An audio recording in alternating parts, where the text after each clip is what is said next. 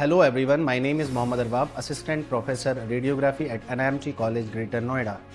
Do you want to secure your future with respect and great opportunities in healthcare system? Let's explore in BMRIT, Bachelor's in Medical Radiologic and Imaging Technology. It is a 4-year undergraduate program, and the final semester is dedicated to internship and real hospital experience. The course is affiliated with Atal Bihari Vajpayee Medical University, Lucknow.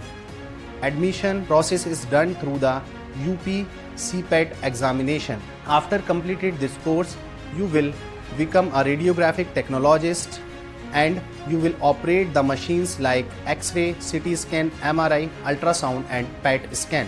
To apply, you must be at least 17 years of old and have completed 10+2 with physics, chemistry, biology and English with minimum 45% of marks. During this course, you will get hands-on clinical posting in many hospitals like GIMS, Yatharth, Yashoda and Manipal Hospital with real clinical experience. Admissions are now open at NIMT Greater Noida campus.